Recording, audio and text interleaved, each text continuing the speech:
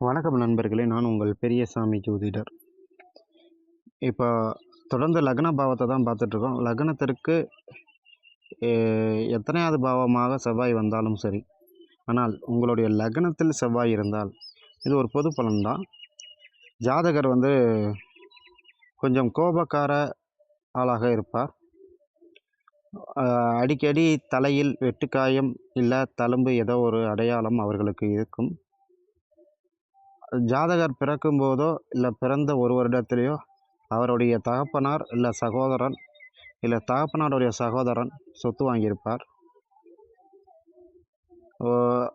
அடிக்கடி ஜிம்முக்கு போகிறவர், அப்படி இல்லைன்னா உடற்பயிற்சி செய்ய ஆர்வம் உள்ளவராக இருப்பார்.